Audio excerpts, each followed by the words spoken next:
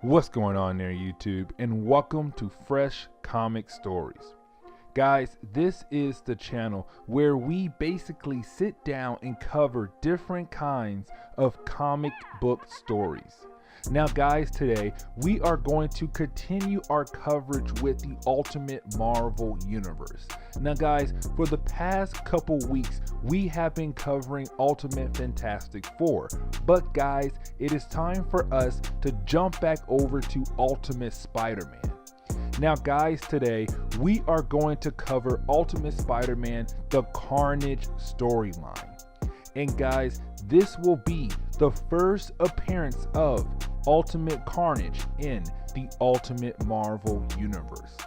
Now guys, I do hope you enjoyed this video, and if you do, please hit the like button and also subscribe for more comic book stories in the near future.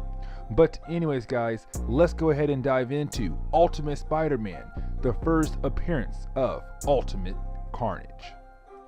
Now guys, to begin our story, we do pick up with basically Curt Connors right now being the Lizard. Now, you're probably wondering, okay, when in the world did we cover the origin of Ultimate Marvel Lizard? The thing is though guys, we did not, because the origin of the Lizard took place in a storyline called Ultimate Marvel Team Up.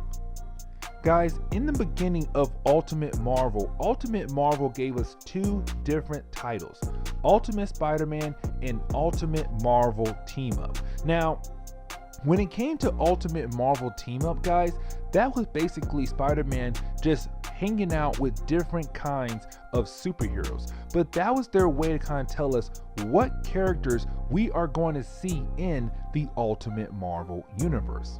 And so guys, back in Ultimate Marvel number 10, that was a book where basically Spider-Man teamed up with Man-Thing. And things so guys, that was the book where we got the origin of Curt Connors as the Lizard. Now the thing is though guys, we come to find out with this storyline right here, Ultimate Carnage, the thing is though guys, Curt Connors is having a nightmare. And his nightmare is him just being the Lizard, going into his old home, about to kill his own child. Now the thing is though guys, every single time he's about to give the killing blow to his child in his nightmare, that is when he wakes up. But things though guys, we come to find out that he has not been the Lizard in a very long time. The thing is though guys, his wife still left him. Even though Spider-Man was able to turn the Lizard back into Curt Connors, his wife could not deal with the fact that her husband was some kind of monster. And so she divorced him, took his son, and just left him behind. Now, we do jump over to Peter Parker right now being Spider-Man. And things though guys, right now you got Peter Parker just hanging out in New York, just trying to find some kind of trouble. The thing is though guys, he does get word that somebody's right now holding a bunch of different hostages at a random museum. And so you do have Peter Parker kind of say, you know what, it's time for me to be a superhero.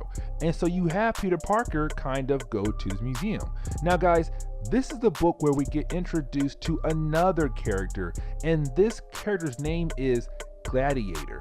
And for some strange reason, I have a hard time pronouncing his name. I don't know why, it's very simple, but anyways though guys, we get introduced to Gladiator. Now guys, when it comes to Gladiator, he was more of a daredevil villain in the main Marvel timeline. I'm not saying that Peter Parker didn't fight against him in the main Marvel timeline, but he was more of a daredevil villain. The thing is though guys, when it comes to Ultimate Marvel, Daredevil barely got any books at all. Like, he only appeared in like 2 miniseries and also the X-Men title and maybe a few other books here and there.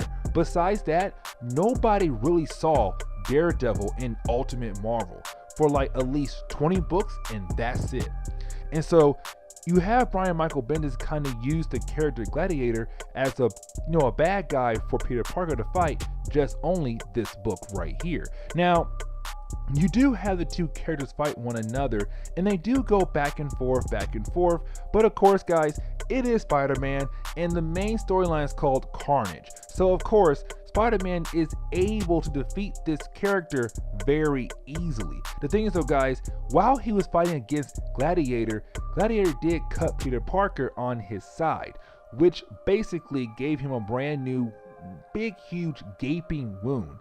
And so of course Peter Parker cannot go to a nearby hospital, because if he does, well, they might figure out that he is Spider-Man, but also Aunt May will also figure out that he is Spider-Man. And so you have Peter Parker go to the one person that he believes that can patch him up from his cut wound, and that one person is Curt Connors. Now, things though, guys, you do have Curt Connors kind of very quickly patch up Peter Parker from his cut wounds. The thing is though, guys, right after Curt Connors was able to patch up Peter Parker and Peter Parker does go back home, leaving the labs of Curt Connors, you do have Curt Connors look at one of the blood samples of Peter Parker. And the things though, guys, right when he looks at the blood sample, he realized that there is something special about Peter Parker's blood. Now, we do jump forward in time, and the thing is though, guys, we do pick up with another new character being introduced to us in this storyline, and this character name is Ben Reilly. That is correct, guys. We are being introduced to Ben Reilly. Now, guys, if you're not a big, huge Spider-Man fan, back in the 1990s, there was a storyline called The Clone Saga. And basically, Peter Parker had a bunch of clones, and one of those clones was Ben Reilly. Now, thing is though, guys, you have Brian Michael Bendis in the Ultimate Spider-Man universe say, no, we are not going to do the whole he's a clone of Peter Parker. We are going to make Ben Reilly be his own character. And so, guys, you have Ben Reilly being his own character. He's just a lab assistant to Curt Connors. Now, the thing is though, guys, you do have Ben Reilly kind of walk in on Curt Connors, and he sees the blood sample of Peter Parker, and he's kind of like, yo, Curt, what in the world have you been working on? And you have Curt Connors kind of like, you cannot tell anybody about that blood sample. Like, you cannot tell a soul. Now, we do jump over to Peter Parker, and things though, guys, Peter Parker caught a cold, and so of course he got forced to stay home because he is a sick person and you can't go to school with a cold. And so right now Peter Parker is just at home chilling, watching TV. Now, you do have Curt Connors You do have Curt Connors kind of call up Peter Parker saying, hey man, listen, I want to sit down with you and talk about something. Can we meet up somewhere? And of course, you do have Peter Parker say, yes, sure, we can meet up. Now, we do pick up with Peter Parker sitting down with Curt Connors at some random diner. Now, the reason why they're meeting up at this diner, guys, is because you have Curt Connors kind of ask Peter Parker, can he use his blood sample? Because Curt Connors has been working day in and day out on the blood sample of Peter Parker, and he's kind of like, listen, I feel like your blood could unlock so many different cures for the human race. You could be the person that can help us find the cure for cancer or the cure for any kind of disease out there. Your blood is the perfect sample, but I will not use your blood sample unless I have your permission. And you have Peter Parker say, yes. If I'm with the person who can help save the whole world from evil viruses out there, then yes, Curt Connors, use my blood sample to basically unlock all the cures in the world. Now, you do have Peter Parker kind of leave Curt Connors at the diner, with Curt Connors kind of like, cool, it's time for me to work on this blood sample. Now, we do jump forward in time. Matter of fact, guys, we do jump forward about 2 months after the meeting, And the thing is though, guys, we pick up with the Punisher. Guys, Brian Michael Bendis is like basically throwing in all these different kinds of characters. Now guys, the Punisher, this is also not his first appearance. Matter of fact, guys, he first appeared in a different book, but for some strange reason, that book is right now like skipping my mind. But the thing is though, guys, the Punisher is just like his counterpart in the main Marvel timeline. His family died, he went crazy, and now he believes if you're a bad guy, you should die. Now, of course, you do have Spider-Man fight against the Punisher, and of course, he is able to easily defeat the Punisher because, hey, it's the Punisher. He's not a huge threat at all. Now, we do jump over to Curt Connors and Ben Reilly. And the thing is though, guys, we come to find out that they did something different with the blood sample of Peter Parker. Instead of using it as a way to find the cure for cancer, they basically made a second suit, a second symbiote suit, just like Venom. Except this time, this suit is Carnage. They were able to basically make a second suit because, guys, we come to find out Curt Connors did not just use the blood sample of Peter Parker, he also used the paperwork from Peter Parker's father experiment that made Venom. Because Curt Connors believes, because he's a smart man, he'll be able to finish Peter Parker's father's last experiment, the Venom suit, the suit that was supposed to cure cancer. But he believes with Peter Parker's blood, with Spider-Man blood anyways, he believes that with his new suit, it will be even better than Peter Parker's father symbiote suit. Now guys, we do pick up with Ben Reilly. And the thing is though, guys, you do have Ben Reilly right now walking into the laboratory to check up on the Carnage symbiote suit. Now the thing is though, guys, as soon as Ben Reilly walks into the Carnage laboratory room, he comes to find out that the suit is missing. And so he's kind of like, wait a second, where in the world is the Carnage symbiote suit? Now, you do have Ben Reilly call up Curt Connors to see possibly if Curt Connors has taken the suit. The thing is though, guys, you do have Curt Connors tell Ben Reilly, no, I don't have the suit. The suit's not with me because the suit is not done yet. We're still working on it. And the thing is though, guys, while you have Ben Reilly and Curt Connors arguing on the phone, that is when basically Ben Reilly hears a loud scream. And he goes in the hallway to see what in the world was that loud scream coming from. And the thing is though, guys, when he gets down the hallway, he does see a dead body. He sees the dead body of a security guard. And that tells Ben Reilly that his suit is out there and is killing people to stay alive. Now, we do jump over to Gwen Stacy. And the thing is though, guys, Gwen Stacy's right now at the mall just buying socks. But the thing is though, guys, she does bump into Mary Jane. Now guys, this part right here is very minor. It is very minor, but it's still something I like. Because you have Mary Jane and Gwen Stacy right here just bonding with one another for the first time. Guys, remember, Mary Jane, she hated Gwen Stacy because she believed that Gwen Stacy was trying to take Peter Parker away from her.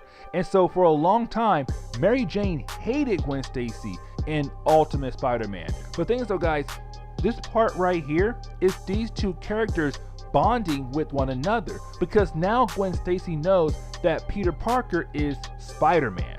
And so you have a good few pages of these two characters just bonding with one another. Now, we do jump over to the Carnage symbiote suit. And the thing is though, guys, this suit is just going around eating random people. For example, you have a couple just enjoying their night, thinking that they're going to go home and possibly go to bed. The thing is though, guys, the Carnage symbiote suit out of nowhere attacks them. Because again, it needs to eat people to stay alive. And so it does kill off these two random people. Now the thing is though, guys, you do have the Carnage symbiote suit start to remember things. Guys, remember, this suit was made with the blood sample of Peter Parker. And so the next thing you know, I can't talk, sorry guys. The next thing you know is that the suit starts to remember everything that Peter Parker used to remember. So every single memory that Peter Parker had in the past, the suit also has those same memories. And the first thing it also remembers was the Parker's house. And so you have the Carnage symbiote suit swing over to the home of the Parkers. The thing is though guys, you also have Gwen Stacy arrive at the same time as the suit arrives. And the thing is though guys, the suit, it kills off Gwen Stacy. And that's why I say the whole Mary Jane and Gwen Stacy bonding scene is a huge deal, because Mary Jane, she just finally became friends with Gwen Stacy, and she dies right here because the suit needs to eat people to survive. Now guys, we do pick up with Aunt May arriving home to the Parker's house. Now the thing is though guys, as soon as she walks inside the house, she starts to look around and see who's home right now, Peter Parker or Gwen Stacy. The thing is though guys, she can't find anybody at all. Now the thing is though guys, while she's walking around the house to see who's home, she does look outside in the backyard and she does see the body of Gwen Stacy. And right off the bat, she starts to cry. Now, we do jump over to Peter Parker, and the thing is though guys, we do pick up with Peter Parker right now just basically working at the Daily Bugle. The thing is though guys, he does get a call from Aunt May, and she does inform Peter Parker that Gwen Stacy is now dead.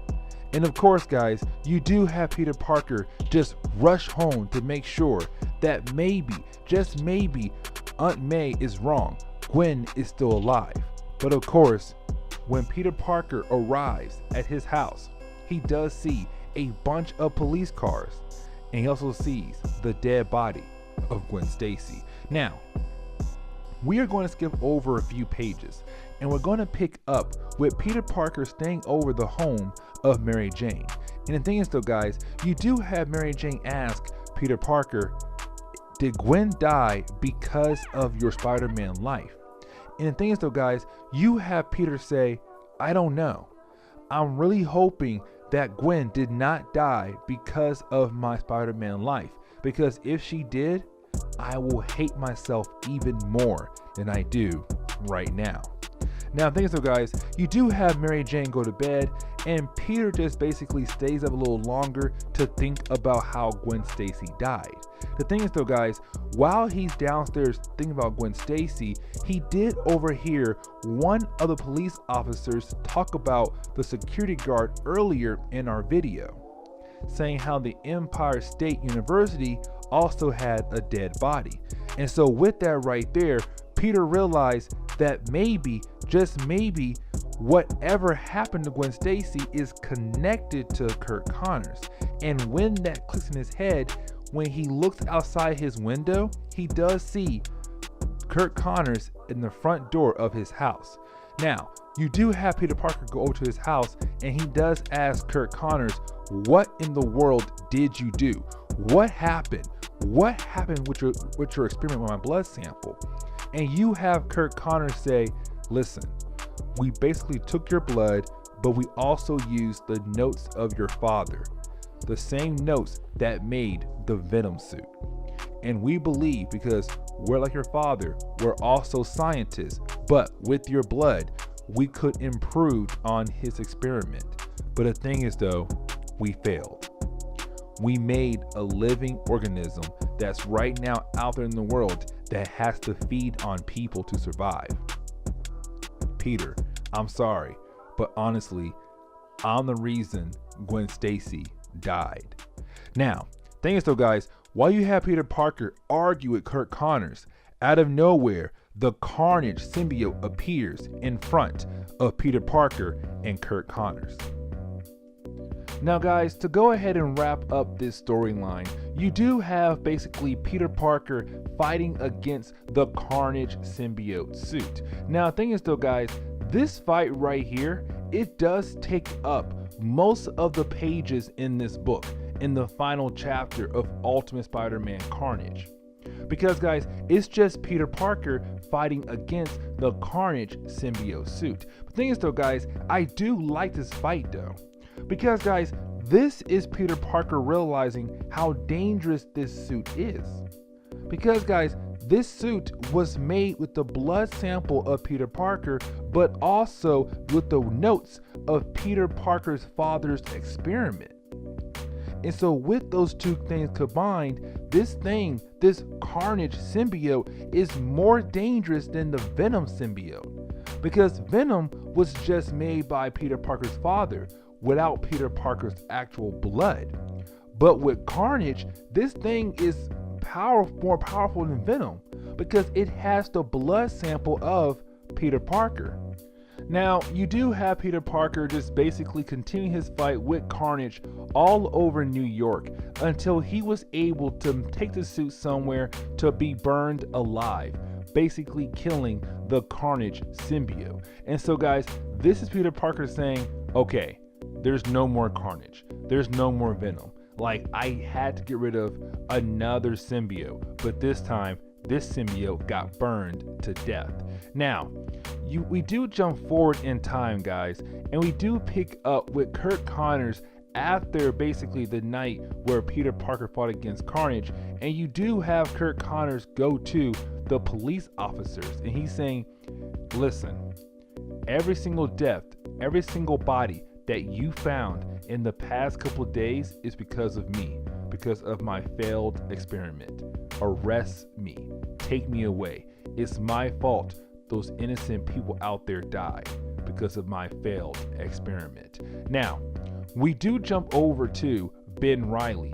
And things so guys, even though Curt Connors got arrested, Ben Reilly did not get arrested. And the thing is though guys, you do have Ben Reilly kind of walk back into the laboratory, and before the police officers are able to clean the laboratory out, you do have Ben Reilly take one single blood sample of Peter Parker's, and basically telling us that Ben Reilly is going to try to make a second Carnage symbiote.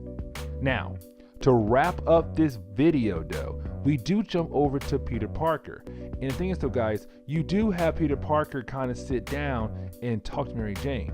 And he tells Mary Jane everything that happened. He's saying Gwen Stacy's death is because of me, because of my Spider-Man life. And thanks to her death right there, I can no longer be Spider-Man.